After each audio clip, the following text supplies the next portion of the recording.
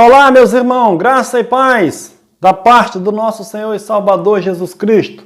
Meus irmãos, é um prazer, estamos aqui mais uma vez junto para compartilhar mais um tema do Evangelho da Graça.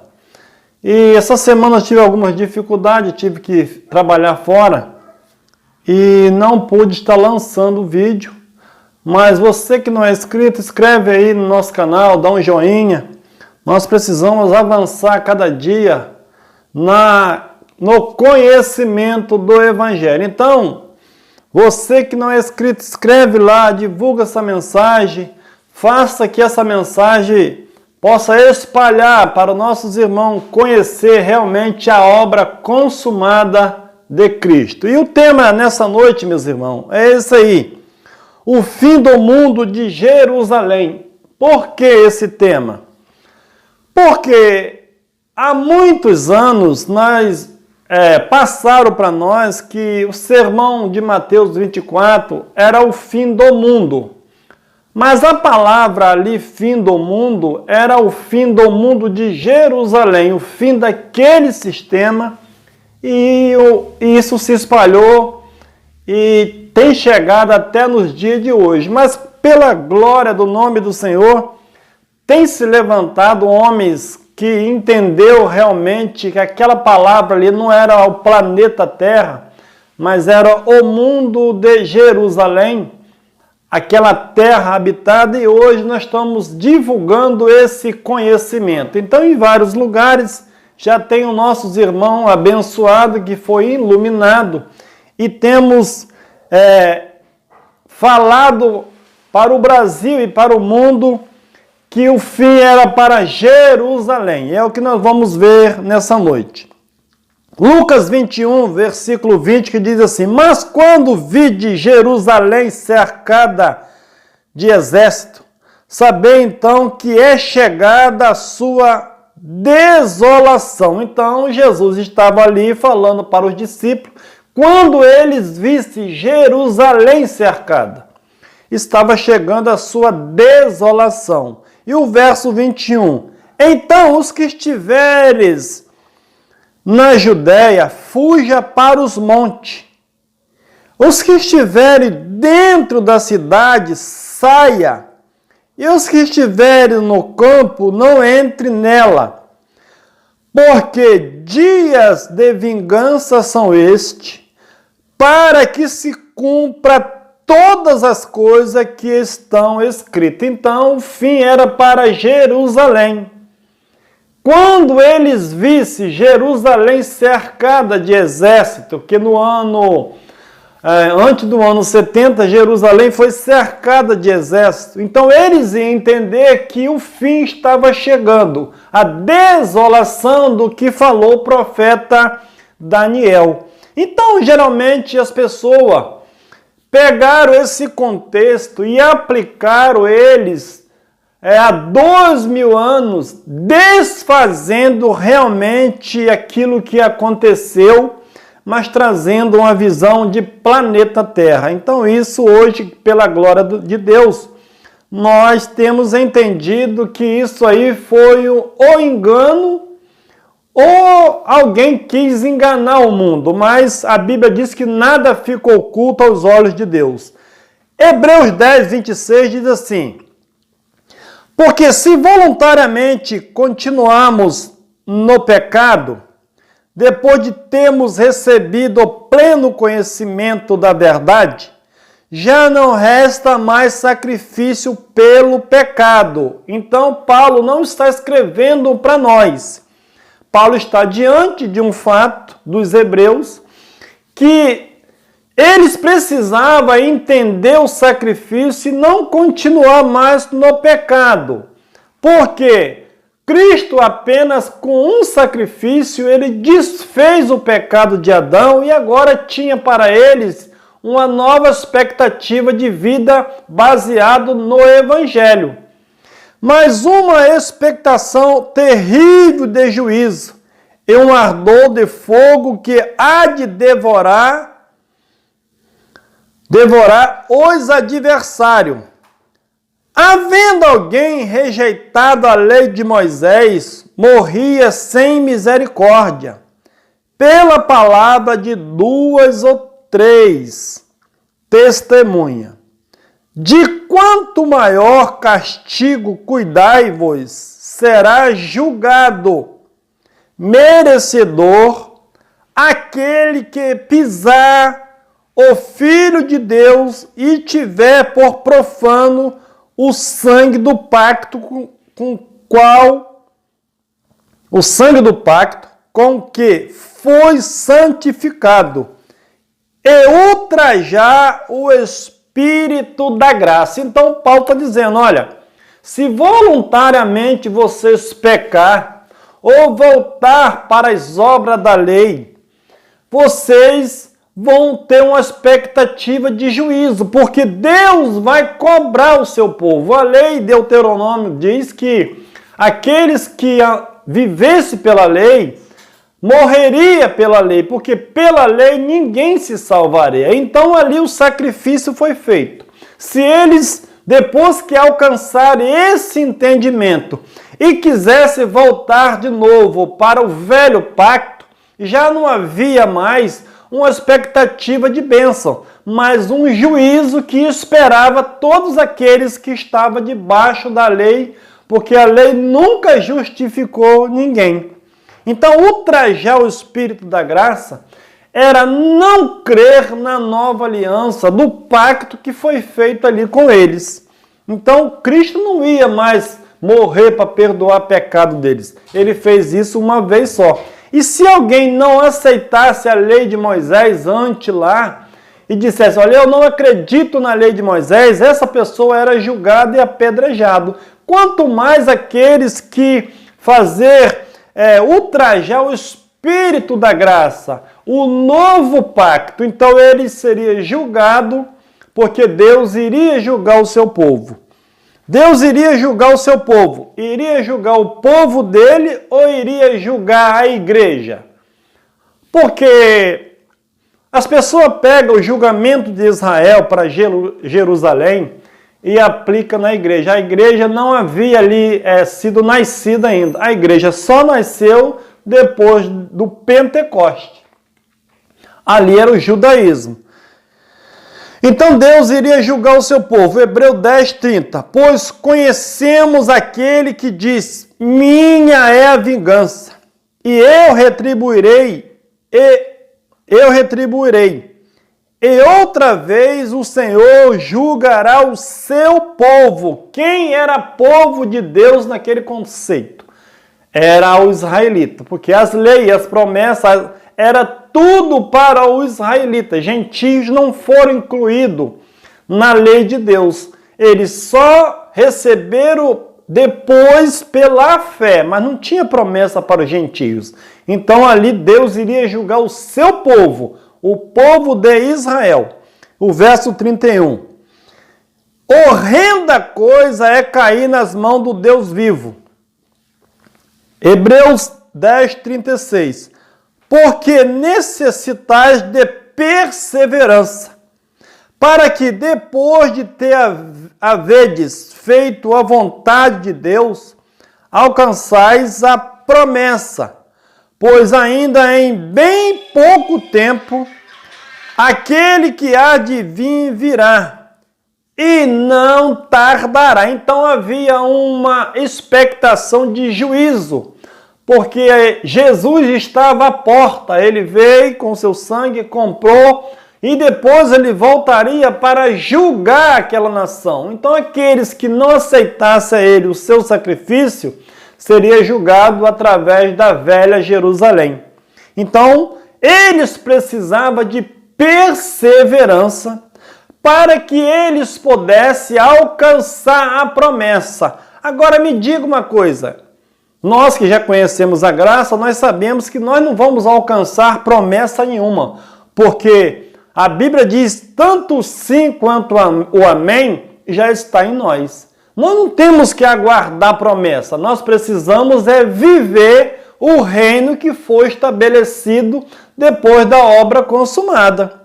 O verso 38, mas o meu justo viverá da fé, viverá da fé ou viveria das obras, da antiga aliança? E se ele recuar, voltar para a lei de Moisés, voltar a acreditar nos sacrifícios de bode e de touro, a minha alma não tem prazer nele. Então, essa mensagem, meus irmãos, ela serve para nós como conhecimento, mas Paulo não está escrevendo que nós precisamos perseverar. Nós precisamos perseverar dentro daquilo que nós entendemos que a obra já foi consumada. Nós somos família de Deus, herdeiro do trono, e agora nós estamos reinando no reino do Pai. Não tem fim de mundo, não tem julgamento. O julgamento que Jesus disse, a luz veio ao mundo e o povo escolheram as trevas. Então hoje, meus irmãos, que julgamento há sobre o mundo hoje?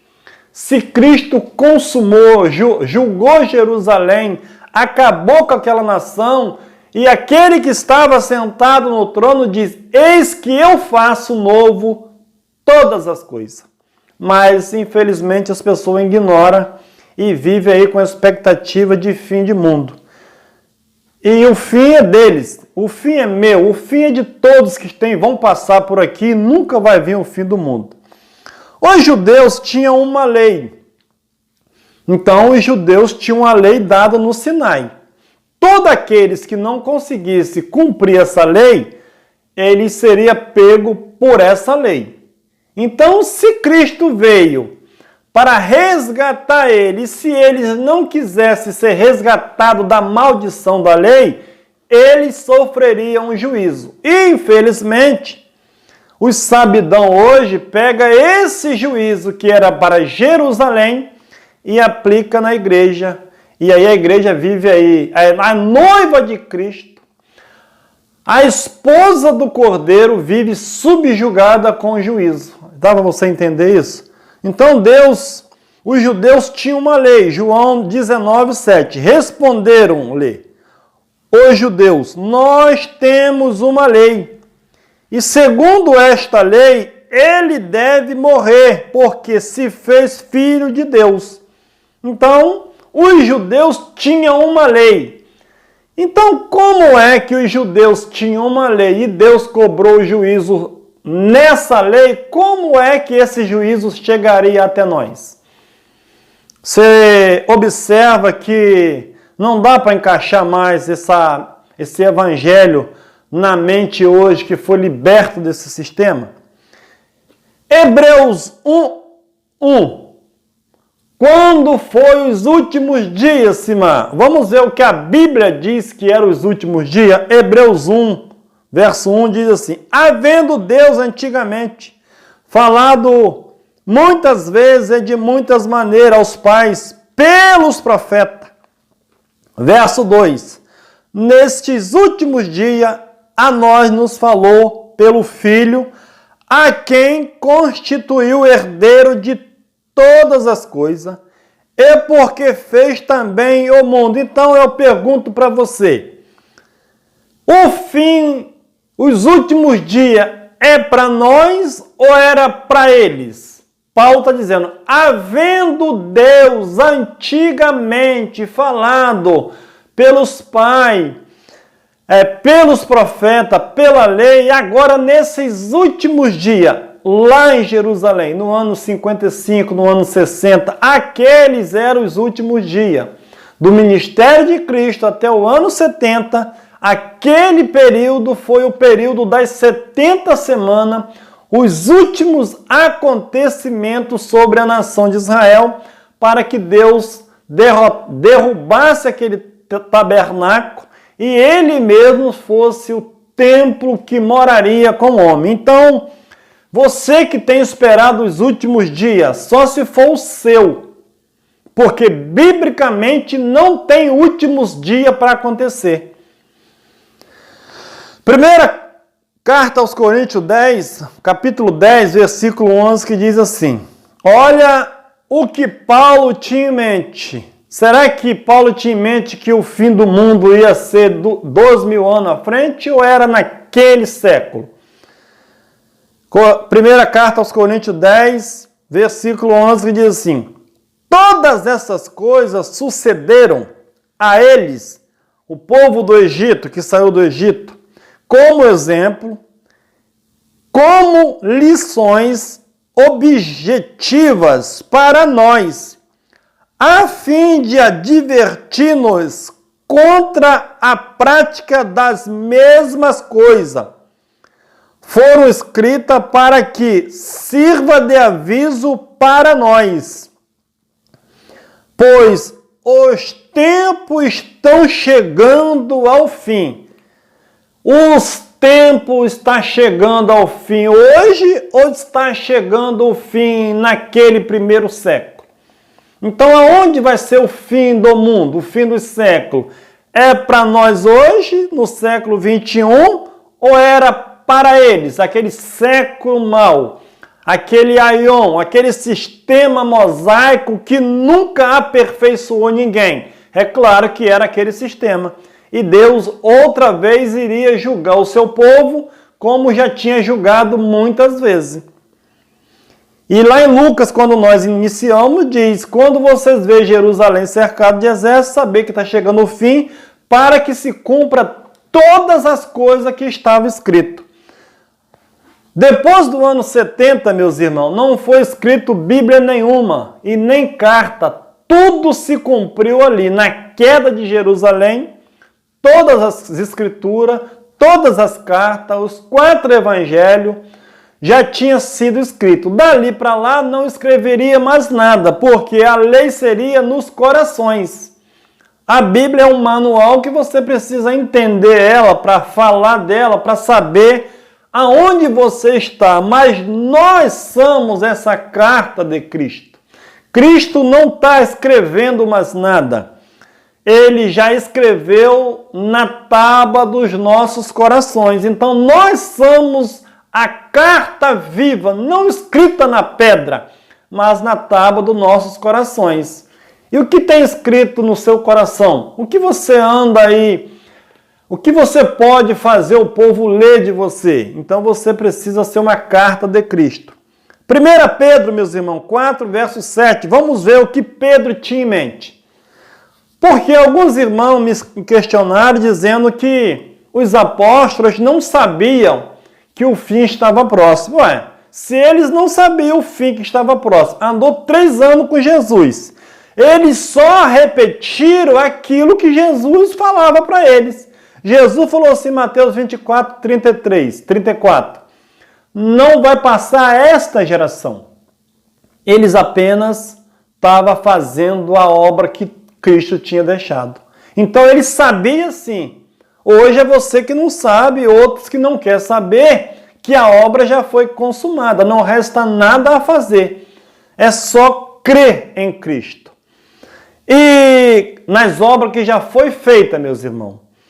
Chegaram para Cristo uma vez e perguntaram: Senhor, o que eu faço para executar as obras de Deus? As obras de Deus.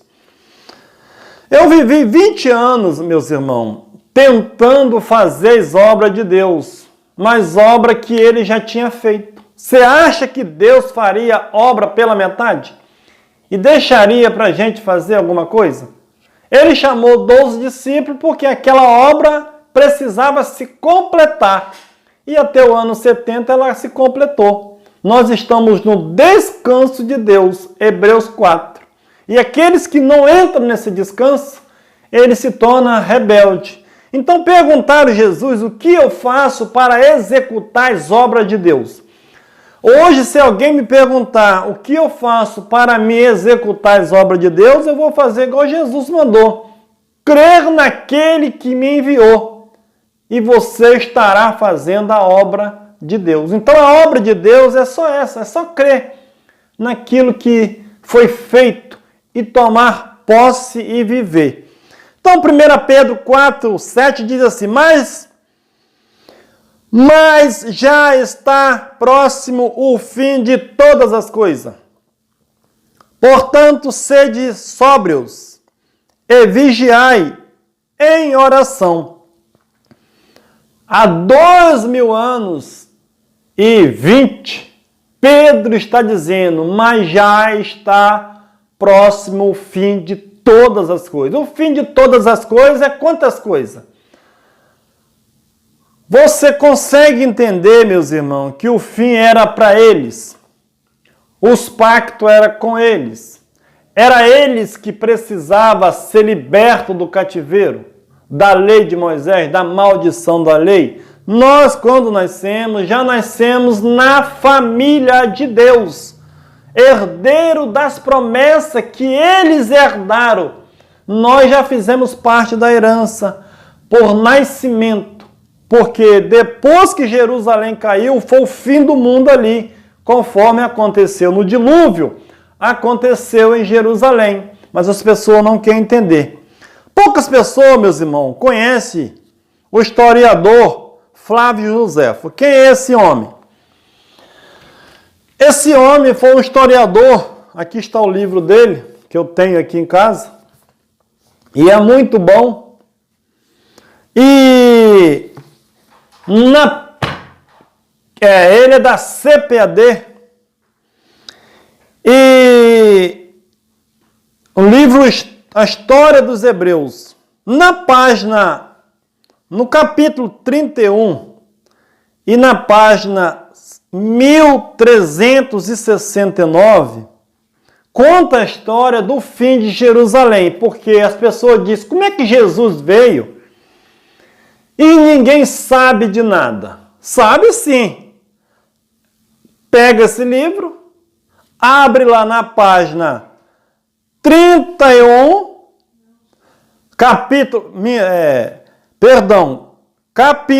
31 e página 1369, que você vai ver Flávio Josefo, contemporâneo dos anos 70, viveu ali em Roma, era um historiador, ele era judeu, mas depois ele passou para o lado de Roma, e ele narra esses fatos todinho, conferindo em Mateus 24. Tudo está ali. As profecias que Jesus falou aconteceu ali. E as pessoas dizem que não tem nada escrito. Aonde você prova que Jesus veio? Porque se realmente as pessoas quisessem que essa história fosse divulgada, com certeza eles poderiam acrescentar ela na Bíblia, ou o livro indicava esse livro para o fim do mundo. Agora, não está na Bíblia, então ninguém acredita. Então, nesse livro tem algo muito importante. A guerra, antes da guerra, eu estou narrando alguns fatos que estão na página 1369. Você pode abrir na internet aí e ver também. Antes da guerra, o povo se reuniram para a Páscoa. Então, eles reuniram para a Páscoa, normal para os judeus. E ali, naquele dia, aconteceu muitos sinais proféticos que Cristo já tinha falado. O primeiro sinais, apareceu uma luz que parecia ser dia, e todos viram aquela luz. O segundo sinal, depois uma vaca que ia ser sacrificada, deu à luz um cordeiro. Tudo isso aconteceu antes de Roma invadir Jerusalém. Então, esses sinais Deus estava mostrando para que o povo despertasse e fugisse dessa cidade, porque Jerusalém seria cercada de exército, igual ele disse em Lucas 21, e quem tivesse nessa cidade no dia da Páscoa, os judeus estavam reunidos, eles poderiam ser pegos de surpresa. Mas muitos abandonaram a fé e continuaram fazendo os seus rituais, sacrificando animais, e o fim estava chegando. E Deus manda esses sinais para que alguém despertasse, mas os religiosos, eles deram aquilo como fosse bênção. Já imaginou você levar uma vaca para ser sacrificada no templo e ela der à luz um cordeiro? Não é coisa de admirar? E isso, meus irmãos, não é historinha. Isso é fato verídico e verdadeiro. Depois a porta de bronze, que precisava de 20 homens para mover ela do lugar, ela abriu sozinha. Por quê? Jerusalém era cercada de muralha. Se essa porta abriu sem homens ali para tirar ela, Deus estava abrindo a porta para o povo escapar. Mas mesmo assim, eles olharam aquilo com sinal de bênção de Deus. Eram os falsos profetas que Jesus falou, vai vir muitos falsos profetas, dizendo, mas não vão atrás deles, porque eles são lobo, são enganadores. Antes do sol nascer, eles viram no ar carro passando nas nuvens, cheios de homens armados, espalhando pela cidade. Então, antes que o sol nascesse de manhã, eles olharam para o céu e viram entre as nuvens carro cheio de pessoas armadas, ou anjo, não sei, passando de um lado para o outro, espalhando na cidade, e mesmo assim eles não deram crédito. E como é que nós podemos confirmar isso? Apocalipse capítulo 1, versículo 7, que diz assim, eis que venho com as nuvens, e todo olho verá, até mesmo aquele que o transpassaram, e toda a tribo da terra se lamentarão sobre ele. Sim, amém. Então, Flávio José está confirmando que eles viram nas nuvens carro passando nos ares, cheios de homens armados, e todo olho viu, até Flávio Josefo narra essa história que eles viram. E, infelizmente, a igreja não aceita essas passagens, porque vai desmontar um sistema que está montado há muitos anos. Marcos 14 também diz assim, respondeu-lhe Jesus, eu o sou.